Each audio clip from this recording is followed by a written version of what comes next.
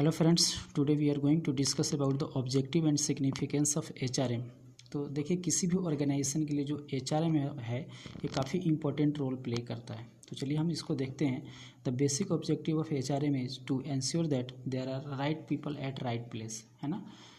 तो ये right people at right place है ना, इसका काफ़ी इंपॉर्टेंस है। मान लीजिए कि किसी ऑर्गेनाइजेशन में कई सारे आदमी हैं, ठीक है ना, सबके अलग अलग स्किल है। तो उस आदमी का प्लेसमेंट अगर उसके स्किल के हिसाब से नहीं होता है तो फिर वो ऑप्टिमम आउटपुट नहीं दे सकता है।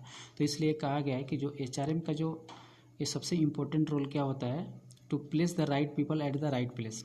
This basic objective generates several objective of HRM like proper staffing at all levels of the organization, developing personnel at all levels. तो स्टाफिंग भी बहुत इंपॉर्टेंट है और पर्सनल डेवलपमेंट मतलब उनका प्रोफेशनल डेवलपमेंट भी किया जाना चाहिए। ये सारे एचआरएम के अंतर्गत आते हैं। Creating high performing work culture, और एक ऐसा कल्चर माहौल बनाना होता है जिससे कि परफॉर्मेंस अच्छा हो। इम्प्रूविंग क्वालिटी ऑफ वर्क, है ना। तो क्वालिटी ऑफ वर्क भी इम्प्रूव करना होता है, मतलब जहाँ भी वर्क प्लेस है वहाँ पे इम्प्रूवमेंट होना है। जैसे मान लीजिए कि आपका ऑफिस है तो उसमें वहाँ पे साफ़ सफाई है कि नहीं, वहाँ पे पानी की व्यवस्था है कि नहीं, बहुत सारी चीज़ों को देखना पड़ता है। ये सारे वर्क क्वालिटी में आते हैं। And creating and sustaining competitive advantage for the organization through human resource. तो ह्यूमन रिसोर्स को डेवलप करके फिर आप एक कम्पिटिटिव एडवांटेज ले सकते हैं, ठीक है। नेक्स्ट देखते हैं। The basic objective of HRM has generated significance of HRM in 3 context. इसके 3 कंटेक्स्ट में हम इसको देखते हैं। वो कौन कौन से कंटेक्स्ट है? ऑर्गेनाइजेशनल कंटेक्स्ट है, सोशल एंड प्रोफेशनल।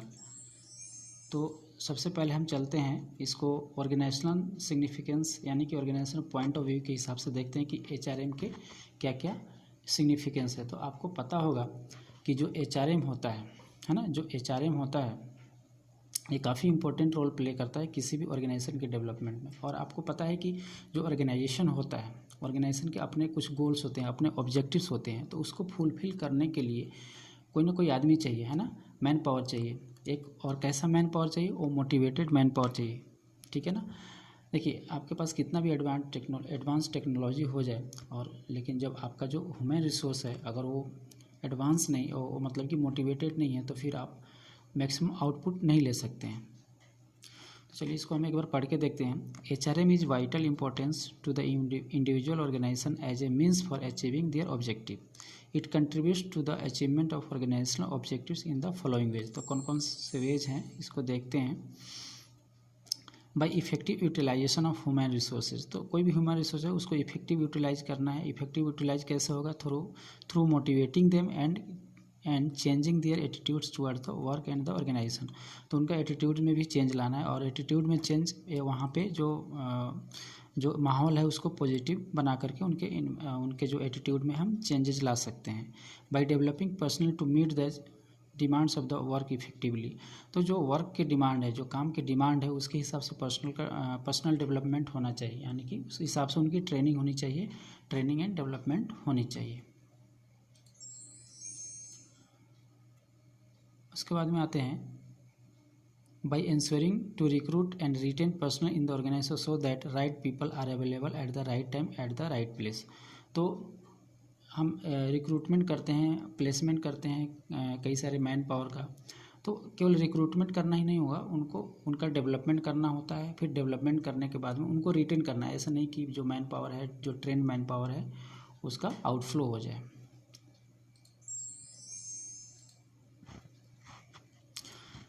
अब देखिए सोशल सिग्निफिकेंस क्या है। देखिए, जो भी ह्यूमन बीइंग है वो सोशल एनिमल होता है, और जो भी आदमी किसी ऑर्गेनाइजेशन में काम करता है वो भी एक सोशल एनिमल है। उसके भी अपने नीड होते हैं। देखिए, ऑर्गेनाइजेशन के अपने अलग नीड होते हैं और इंडिविजुअल के अलग नीड होते हैं। तो दोनों में कन्फ्लिक्ट होना स्वाभाविक होता है।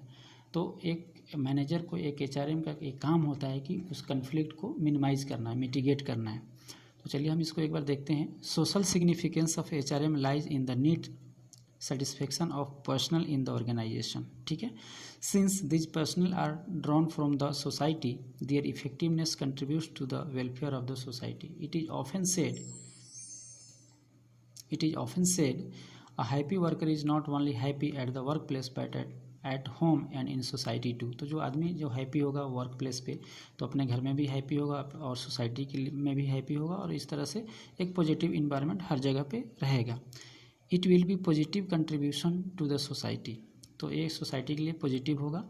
Social significance of HRM achieved by, अब एक जो सोशल सिग्निफिकेंस है HRM के, उसको कैसे अचीव करना है, तो इसको देखिए, maintaining balance between jobs and job seekers in terms of job requirements and job seekers abilities and aptitudes. ठीक है ना, तो एक बैलेंस बना के रखना होता है। ठीक है, उसके बाद में providing most productive employment from which socio psychological satisfaction can be derived. ठीक है ना, तो providing most productive employment from which socio psychological satisfaction can be achieve. तो सोशियो साइकोलॉजिकल जो सेटिस्फेक्शन है वो आना चाहिए। जब तक ये नहीं आएगा socio psychological satisfaction work place पे, तो फिर वो आदमी मोटिवेटेड नहीं होगा। उसके बाद में आते हैं utilising human capability effective and matching rewards for the contribution made by the people. अगर कोई आदमी का कंट्रीब्यूशन है, किसी मतलब स्टाफ का कंट्रीब्यूशन है ऑर्गेनाइजेशन के लिए, तो उस हिसाब से उसको रिवार्ड मिलना चाहिए। उसके बाद में eliminating wasteful organisational and individual practices. तो ऑर्गेनाइजेशन में कई सारे जो इंडिविजुअल प्रैक्टिसेस होते हैं, वेस्टफुल होते हैं, मतलब बिना मतलब के, तो उसको एलिमिनेट करना, उसको कम करना है, उसको ख़त्म करना है। ठीक है, अब देखते हैं प्रोफेशनल सिग्निफिकेंस क्या है। तो प्रोफेशनल सिग्निफिकेंस में आते हैं, professional significance of HRM lies in developing people and providing appropriate environment for effective utilisation of their capabilities. तो एक लोगों का डेवलपमेंट होना चाहिए, ऐसा इन्वायरमेंट हो कि लोग ज़्यादा से ज़्यादा अपने कैपेबिलिटी को, अपने जो नॉलेज को होन कर सके, उसका यूटिलाइज कर सके, ऐसा इन्वायरमेंट बनाना पड़ेगा। उसके बाद में developing people on continuous basis to meet the challenges of their job. तो जो भी जॉब है उसमें कंटिन्यूअस चैलेंजेज आते रहते हैं, तो इस हिसाब से आपको मैन पावर को डेवलप करना होता है। Maintaining the dignity of personal at the work place. तो वर्क प्लेस पे जो डिग्निटी है उसको भी मेंटेन करके रखना पड़ता है। Providing proper physical and social environment at the work place, है ना, वहाँ भी मतलब प्रॉपर एक इन्वायरमेंट बनाना होगा, है ना, physical and social environment to utilise the capabilities of the people effectively, है ना। तो अच्छा इन्वायरमेंट होगा तो अच्छा काम होगा। Providing environment and intensive incentives for developing and utilising creativity.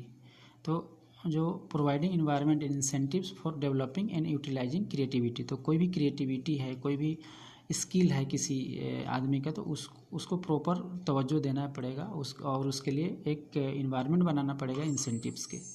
ठीक है ना, तो इस तरह से हमने देखा कि क्या इम्पोर्टेंस है। चलिए, thanks for watching this video.